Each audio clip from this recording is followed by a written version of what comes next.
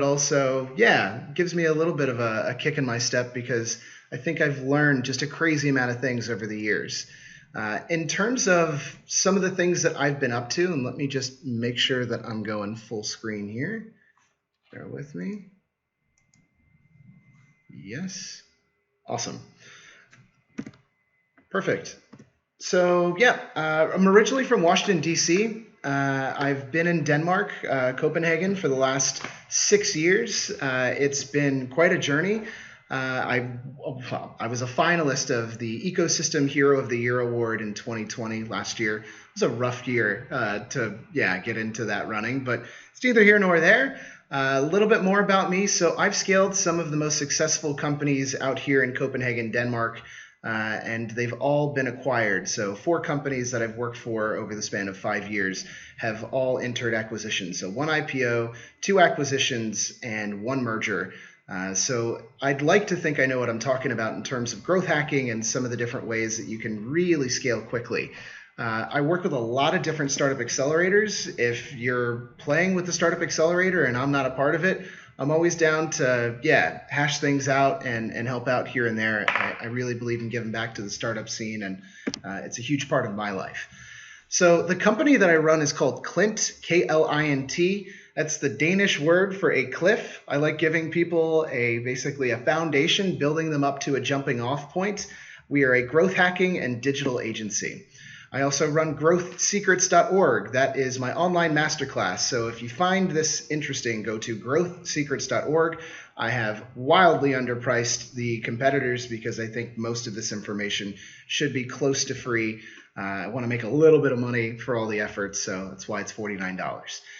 I want to give people some of the different growth models and some of the different thoughts that go with it on how I've scaled some of the fastest moving companies out in Denmark, but also some of my own.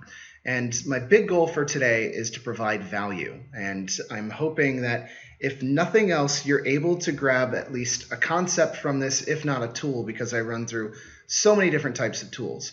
Having looked over the other presenters and speakers of what's happening today, I feel like there's such a wide variety of people that are going to be showing up to this thing. This is normally also the interactive part of the whole presentation where I'm like, hey, who's in the startup scene? And like half the room does this. So I'm going to skip past that.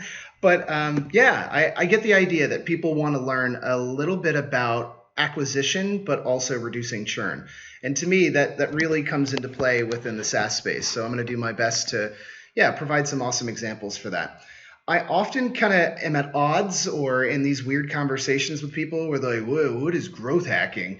Like, what are you, some like black hat, like cyber guy? And it's like, I don't know what that is. But no, growth hacking is doing the most with the least amount of time and money in order to get the biggest results. So I never want to do a 1-for-1 approach. I want to do 1 for 50, 1 for 1,000. I hate doing manual work or manual things that are not scalable. So the whole concept behind this is optimization meets efficiency via testing, but it's lots of different tools replacing manual processes and continuing to kind of turn the screws in order to get either higher conversions or more revenue or whatever the case is. I also kind of run into the case of like, well, what's a real world version of a growth hacker? So I use a metaphor to often explain this. Let's say your car breaks down, or if you're in Denmark, your bike, whatever. And the thought process is there's 2 mechanics on duty, and one mechanic has read every book over the last 5 years about fixing automobiles or cars or bikes. And the other one has dirt underneath their fingernails, and they have fixed all kinds of different components within a variety of automobiles, including most likely your own. The thought is I want the second person to fix my car because they've probably come up with all kinds of different solutions. They've often had to work with different models in order to make sure that it works. So like the thought process is if you are not getting experience by getting your hands dirty as a growth hacker, you're not really in the space. And one of the hardest parts for people that are into it but are just trying to figure out how to get started, I often use the metaphor that marketing is all about systems. So if you look at all these little dots, think of each dot representing a area of marketing that is kind of unique, but they're all interconnected. Some semblance of a skill set. So for me, it was content. I originally started with actually video production, but I got really into writing content, which opened the doors to doing more SEO, and that led to doing digital ads, social media. All these things started kind of building out and fractaling, I guess, into new and interesting ways of working. And a lot of growth hacking is combining different skill sets, different technologies, different tools. I move really fast. I've been told that it's like drinking from a fire hose. In many cases, I'll try to keep my presentations under 100 slides. Today I'm at 67, but I will move very quickly. So if you want my slides, and yes, I am recording, connect with me on LinkedIn, and yeah, I'm happy to hand them over. The only reason that I won't do that is if we are direct competitors. Go fly a kite. I've helped plenty of other people, and I'm just not up for having somebody eat my own lunch. So moving right along, where do we start? I think it's always easy to agree on some basic concepts because there's so many different things that I could go into with the whole idea of retention and reducing churn. So the Pareto principle, I think I see probably 1 out of every 5 presentations somebody like drops the Pareto principle. It's the 80-20 rule. So 80% of your effort will get you 20% of the results, or 80% of the results come from 20% of the effort. Or an example outside of marketing might be 20% of salespeople close 80% of the deals, 80% of the alcohol is drank by 20% of the population. That's the whole concept. Within marketing, we have to really start looking at how do we prioritize the stuff that is really generating either the most traction or the most revenue or something that's really measurable. And this is where a lot of organizations go wrong because they want to equally prioritize all kinds of different things within marketing. And I'm going to show you some different ways that I've done away with some of the bottom half of this list, or at least slowed down on it because it wasn't producing the same level of results. So this was taken from Visible, and I do a ton of these different workshops and presentations, and a lot of companies are still doing a lot of pre-sales and SDR work, and they're spending an exorbitant amount of money. And I'm like, cool. So in most funnels, that makes up 5%. Therefore, that should be 5% of your budget and 5% of your time. If it's not, then it's probably making you lose money. Ergo, let's stop doing that. So I'm going to go through funnels really quickly. I know everybody sits there and says, this is a marketing funnel. I'm not going to do that. I promise. I'm just going to point out some really basic things. So like the B2B sales funnel on the left, you can see that there's additional steps. This is usually where I play. I work with a lot of B2B companies. My marketing agency, it's probably about 75 to 80% clients that are in B2B and a lot within SaaS. Been getting a ton of clients in crypto. Holler at me if you're into that. And then B2C side is obviously less steps. So in many cases, I look to do conversion rate optimization right when I get in the door because I need to figure out what are we losing, where are the holes within our funnel, where's most of the opportunity salvageable so that we're not reducing each one of these steps by a certain percentage. So like each percentage there stands for the amount of people that are dropping off as you continue through this funnel.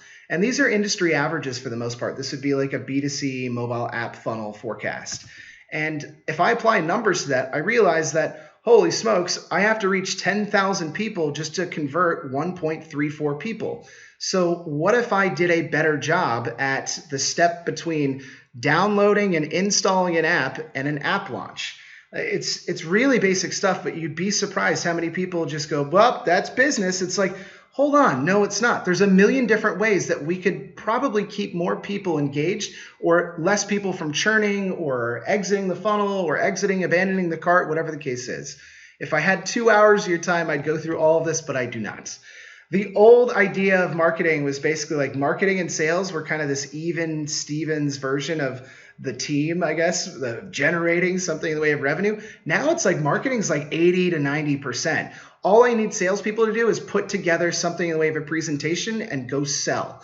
And most of the time, it's not even that. There's so many different funnels that are zero touch, meaning no human has an interaction. And those are the types of businesses I like working with. If you got one of those, let's jam out. Content marketing funnel, there's lots of different types of content that can go through the funnel. I'm going to skip ahead. Let's say it's paid ads for the B2B side of things. The big icons here represent the ones that I normally set up first. So I'm not normally going to set up, let's say, Pinterest ads in the awareness stage. Within the interest stage, I'm probably not going nuts on some of the different review platforms for software as a service. That's what most of those small icons are, and so on. This is the sales funnel as HubSpot puts it down. So like the way that salespeople work through the funnel outside of awareness, consideration, decision is the lead visits, they become a lead, marketing qualified lead, you end up losing half of those. Sales qualified lead, you use another 30%. Then it turns into an opportunity, and then potentially it comes into a customer. This is Pirate Metrics, our Dave McClure. It's one of those like hilarious things, but this is 14 years old, by the way, and people are still like, yo, dude, do you know Pirate Metrics? It's like, yeah, that was that was like a decade and a half ago. But yes, and all he did was add on more steps to the bottom of the funnel. And I am going to be going over some of this, but I'm just saying like nothing is really that new. These are all the same things that we've seen before. But the whole reason that we do any of this, like why does it matter? The whole reason is I am nudging somebody to buy my product or service. I don't create anything else in marketing unless I can tie it to somebody potentially buying my product or service. Especially with branding and content people, holy smokes, they don't listen for shit. And I got to tell you, you have to nudge people to get them to buy. Sometimes it's between 8 and 20 different impressions in order to make a buying decision. So I love going into landing page elements because there's so many different things that people do wrong within these. For the hopes that I can get through this entire presentation, I'm not going to be able to break this out. But if there's time for questions and people really want to see some of the most important elements of landing pages, I am totally down. But let's move on from that because I want to save time for a little more conversion rate optimization stuff and a little closer to, reducing churn and retention. So the user journey, I have drawn out, I would probably conservatively say hundreds of these diagrams of measuring every single step that a user must take before you are able to take their money. Now, this was an example of what I did for actually a company that I was the chief marketing officer of, and they went IPO. And when you chart out every single step that a user has to take, that means there's a chance that they could drop out between each of those. And I think we got up there and it was like close to like 25 actions required on one side. And I was like, this ain't going to work, boys. There's no chance that you're going to ask somebody to do this much work in order for them to hand you a credit card. That's just crazy. So I think drawing it out is an interesting start, but the adult way to do it is to actually put something together digitally. This saves a ton of time. That way you don't have to redraw a million different times, and you're going to get a lot cleaner and faster as you do more of these. My favorite tool is draw.io. It is free, and it's part of the G Suite tool. So if you have a Gmail or a G Suite account, you get that for free. So go to draw.io. But there's other ones out there. I just think that one's pretty easy to wireframe out. I tend to, I guess I put in the same slide twice. Awesome. I tend to also look at different consistent models, and what I often try to tell my team or even clients is, where does this exist in the wild? So with a lot of companies that are early stage, I think there's a challenge to figure out when is it too early to get somebody to convert and take money from them, especially with startups. Like you wouldn't believe it. It's unreal. People are like, well, we need to show traction, but our product isn't ready. It's like, cool, that's fine. Sell it now. Go for it. So I always start with an opt-in that then redirects them to, hey, early purchase, get in, be one of the first, you'll get early launch. And then upsell a pre-launch purchase on top of that. Like, hey, you'll get extensive game mode within, I don't know, whatever the platform is. And then I also throw them nurturing emails throughout. It's a really basic funnel, but a lot of people miss the idea of upselling and basically redirecting as they continue to get used to the idea of giving you money. This is one of the interesting ones. If anybody's read .com Secrets, it's like straight out of the playbook. But the concept here is you get somebody to buy in on a very small offer, foot in the door technique, right? And then you get them at least okay with that idea. And then the page redirects to, hey, for just a little more money, you can get the core purchase, what I would like you to buy. And for a little more money on top of that, you get the maximum upsell. And you'd be surprised how well this actually converts people because they're getting used to the idea of already letting go of the money that they were going to pay out anyways, right? And within the email funnel that I'm creating off of that, I'm pushing people back to that original offer or continuing to pepper in value and then, hey, for just $1, that whole thing.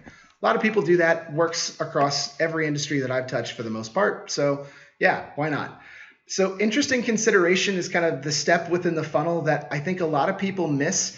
And this is important regardless of the industry. I can't think of one this wouldn't work for, but I have a bunch of different cases within the SaaS industry. And I really love going into this stuff because, yeah, it's like years of my life. So I always try to get in early to say, what do people ask or do before they consider buying? What's the thought that they have before they realize they need your product or service? And in many cases, it is called an imperfect solution. So this is Planday. They're an hourly shift worker software tool or a scheduling app for hourly workers.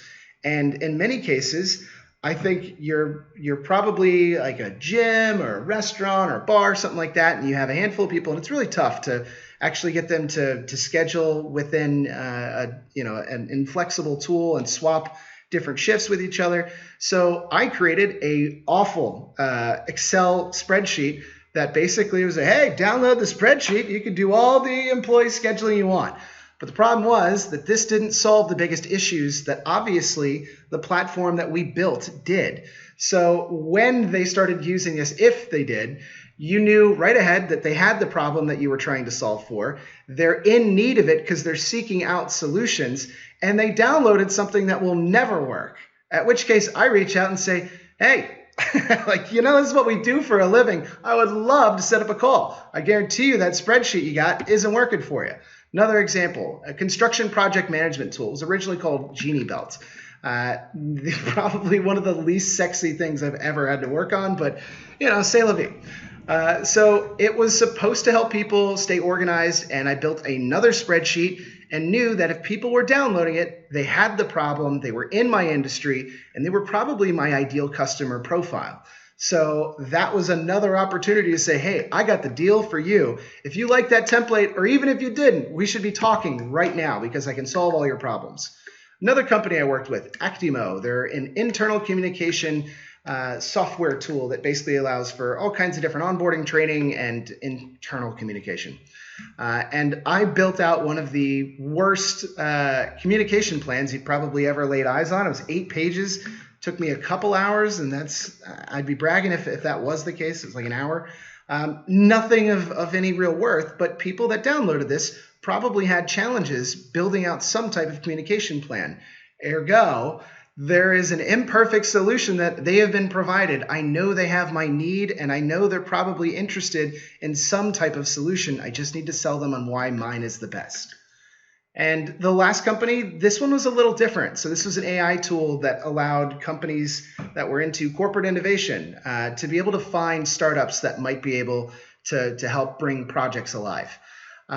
I think that's a tricky one, and I had 2 different solutions. So one was just a list. And I found that most people were trying to find giant lists of startups and pull them together. So I made a very generalized short list and basically threw it out to the world. And shocker, the people that were trying to grasp onto it, for the most part, were people that were in my need and my network and the ideal customer profile that I was trying to sell to. The other way that I found out I could really get some interesting conversions going was to build out this really, really long, super deep detailed example listicle kind of thing of 50 examples of corporations that failed to innovate. That was the fear that people had if they didn't fix the problem that we solved.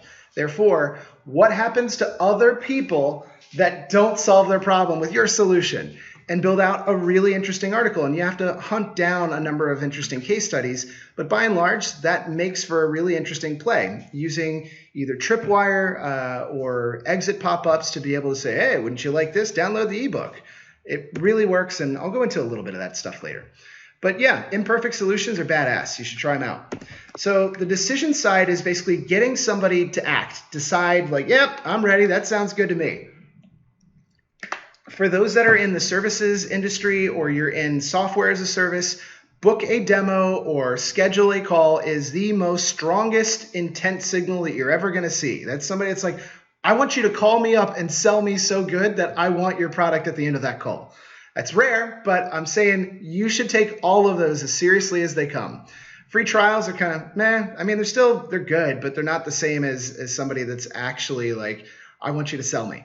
And then downloads, like I just talked about a moment ago, or subscribing to the newsletter, pretty weak. But the thought process is all of these take a shape and a format. You don't have to reinvent the wheel. There's plenty of tools out there that do this. I get a ton of traction on banners. So you can see the banner at the bottom there. That's the one that's on my own website. It's a resetting ticker. So as soon as it goes down to 2 days, it resets back to 2 days. It's a scarcity psychology concept and FOMO as well. So tons of different tools that you can plug in order to convert people in different ways. For those that are looking for the freemium or cheapest tools that are out there, HelloBar has a freemium tool. You can create WordPress sites with Elementor that have a fair bit of these conversion forms. Exit intent pop-ups work really well. I'm still surprised that they work, but yeah, I digress. A couple of different things just to remind people of is that every page should have some sort of call to action, and I put them multiple times throughout the page. Call to action is either sign up for the blog or book a demo, get involved, or come to our next event, whatever the case is. There's just so many different ways to do that. I've talked about exit intents a bunch. These are a bunch of different exit intent pop-ups. We've all seen them. The one on the left has a little bit more reverse psychology, which I like. So it's like, no thanks, I'll stick to my gut on how to grow my subscriber base. Or I've seen, no, I'm an idiot, I don't want to improve my marketing. Where it's like, all right, dude, aggressive, but I like it. The one on the right is probably my favorite. Not ready to sign up today? Enter your email and we will send you a surprise.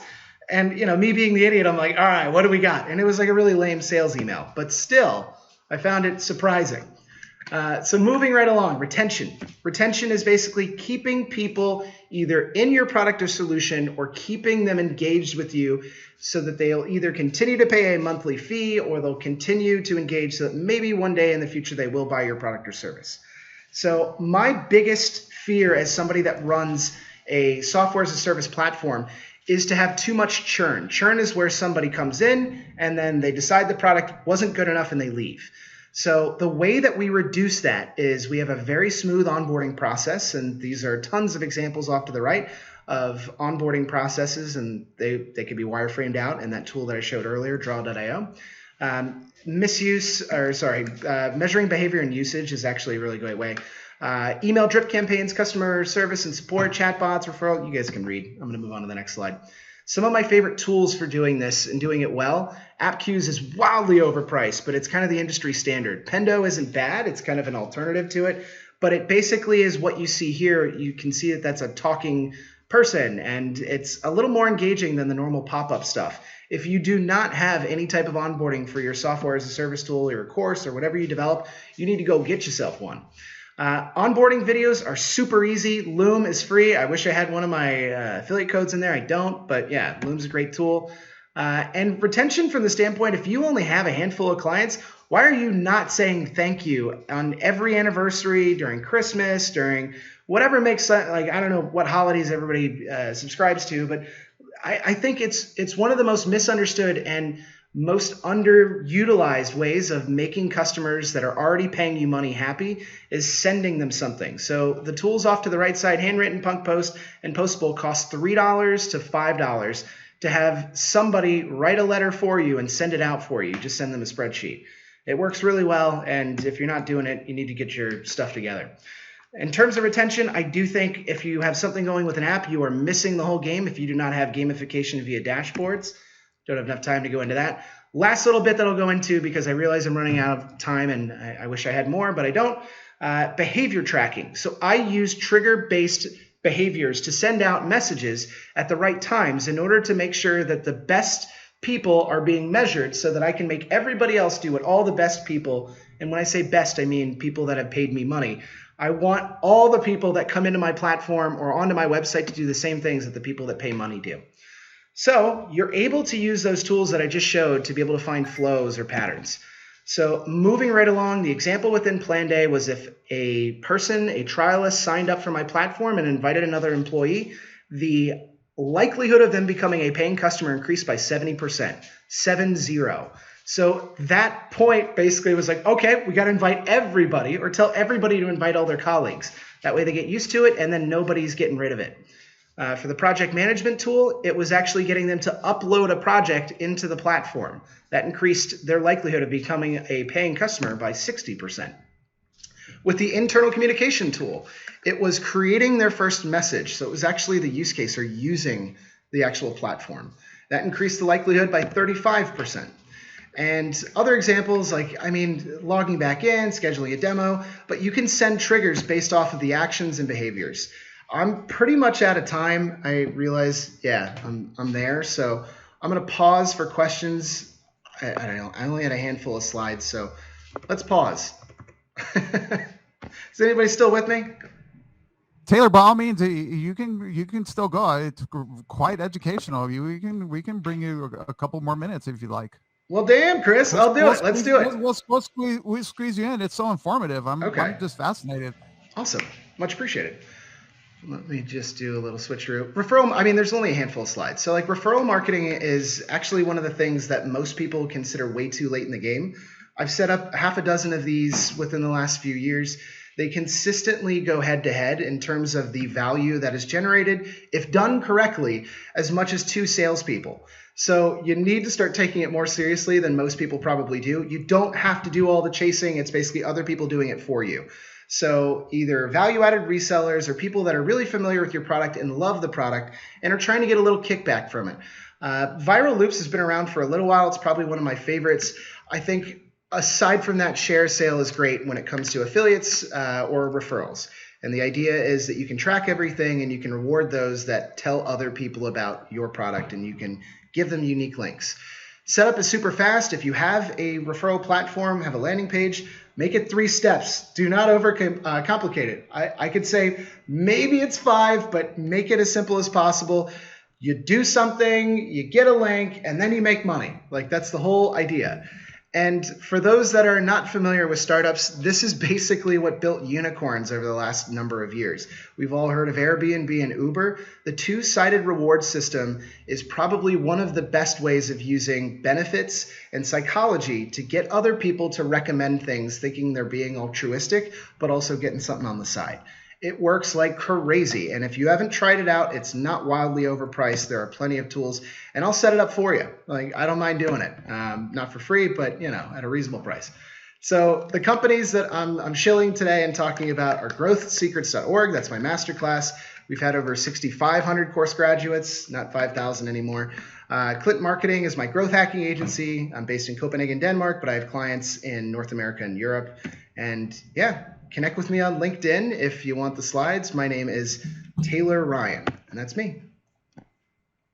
Thank you so much, Taylor. That was fascinating.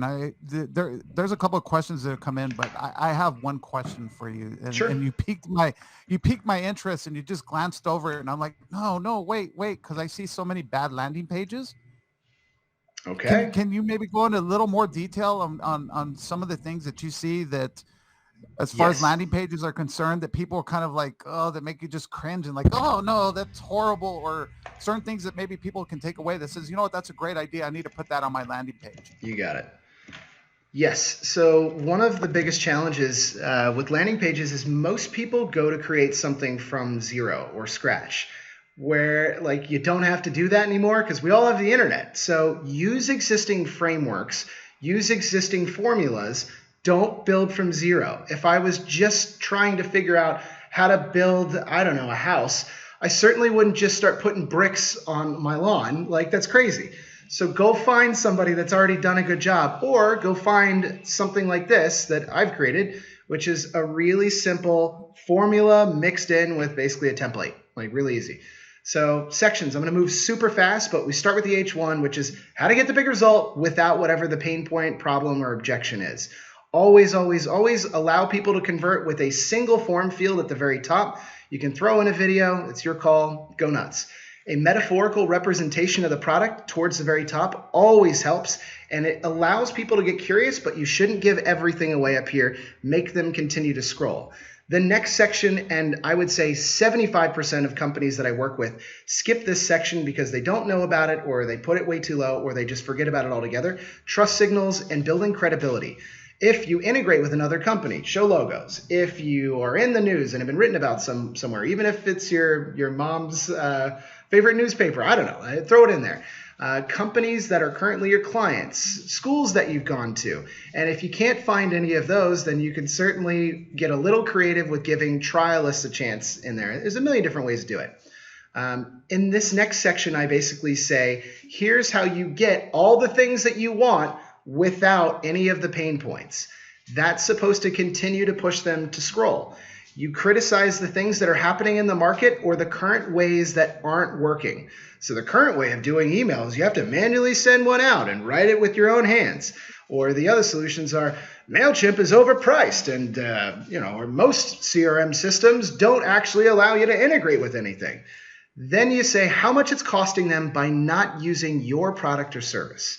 You can figure it out, I promise. Like I've seen people actually price out the time, the oxygen in the air, whatever the case is. And then how can they get all of their problems solved in a matter of 3 to 5 easy steps? And the first step is always a benefit. The second step is a benefit. The third step, or one of the last steps, is supposed to be the biggest benefit or the ultimate goal or outcome. Followed by awards, integrations, publishers, again, more trust signals, saying who is this actually for, the industries that you work with, and testimonials. If you don't have a testimonial, you need to go get one. Like, it's so ridiculous. And if you can't go get one, then you go to this site. This person does not exist. These are AI-generated faces.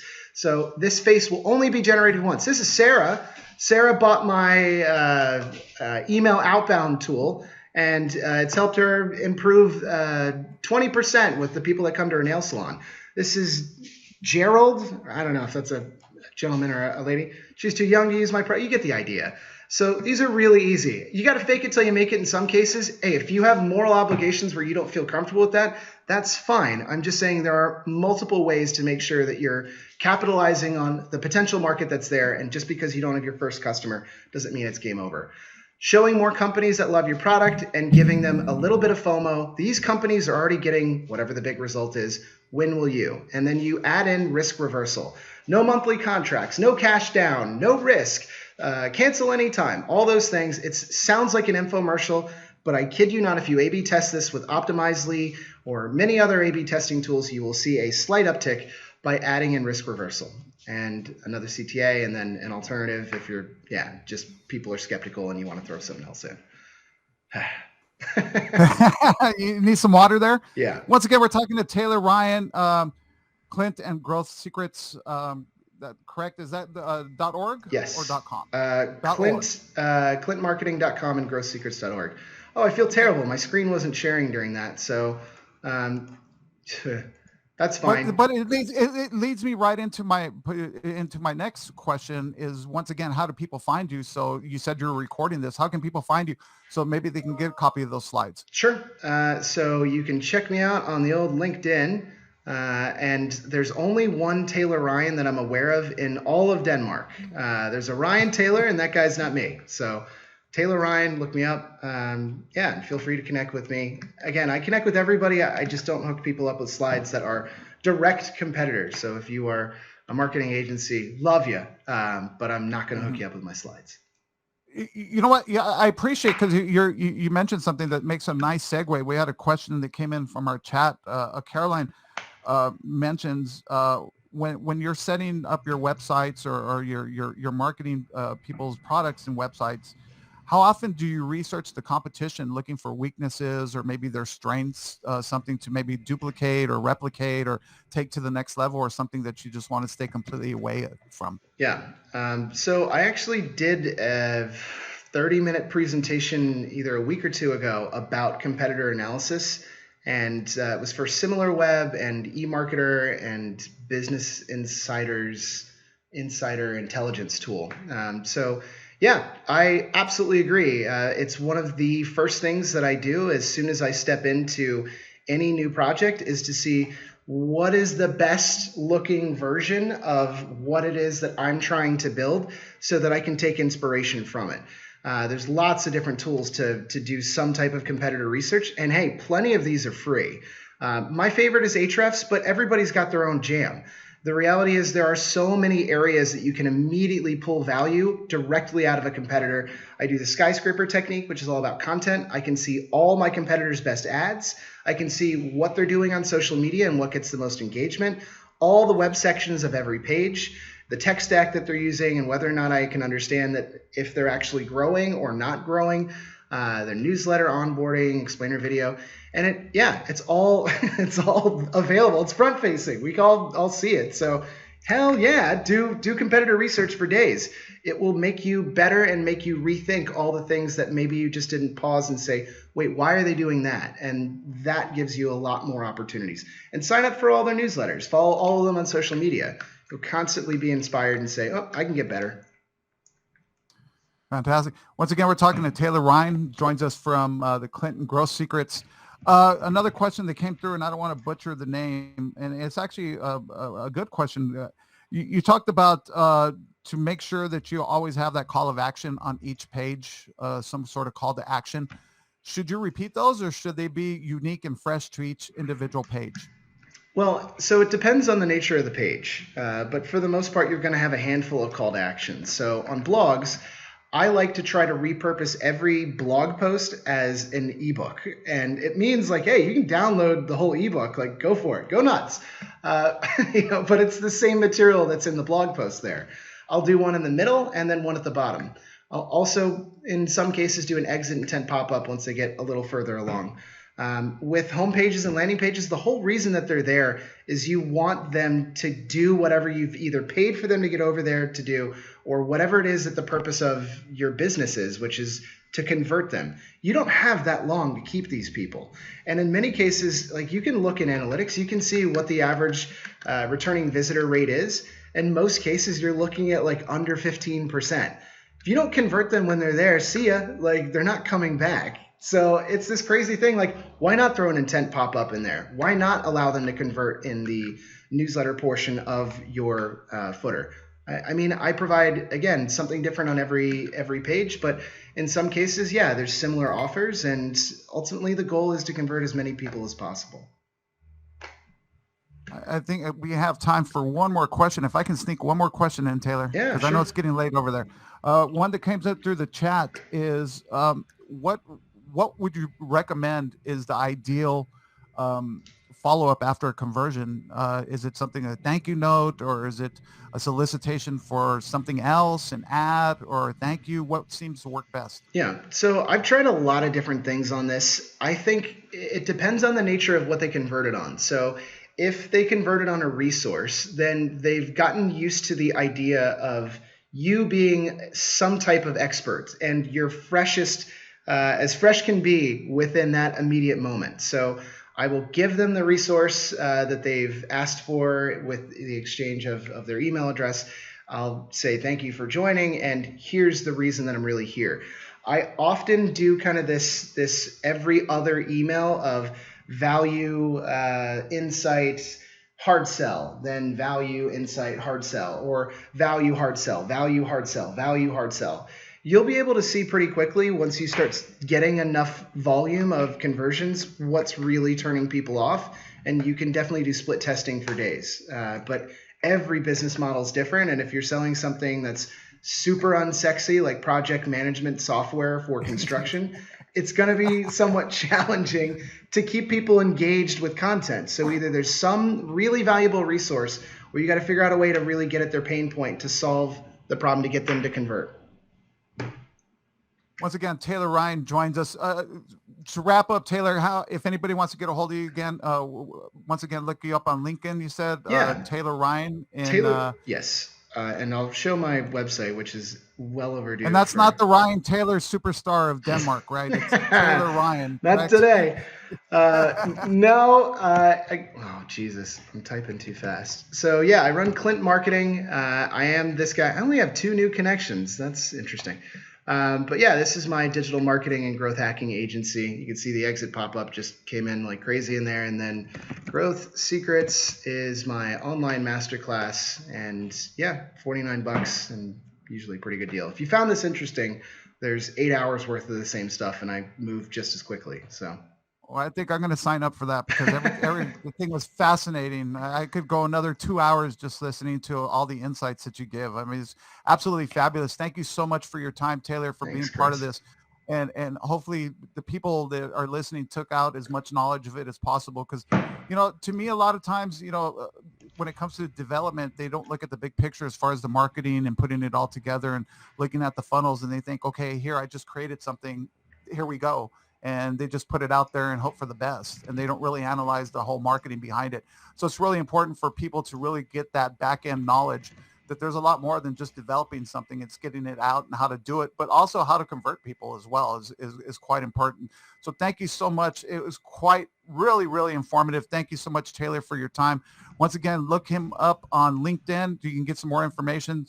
Like he mentioned before, part of his video wasn't actually the whole video, right? Is going to be on your LinkedIn or it's going to be on your website, right? Yeah, I throw a lot of those on LinkedIn. Well, parts of them on LinkedIn and then the rest on YouTube. But the idea is, you know, I'm trying to find different ways to say, hey, cool, you want this value? Then give me your email address and I'll put you in a different funnel. But, you know, that's a conversation for a different day, I guess. Well, Taylor, I could spend hours talking to you. Thank you so much for your time. You have a wonderful evening. I know it's already dark over there and it's going to be dark for a few hours, but thank you so much for your time. It was really informative for everybody that participated. I want to thank everybody who asked questions in the chat. Thank you very much, Taylor. You have a wonderful evening now, and hopefully we'll speak to you soon. Thanks a lot. And thanks for having me. Really appreciate it, guys. Enjoy the rest of the conference. Thank you so much.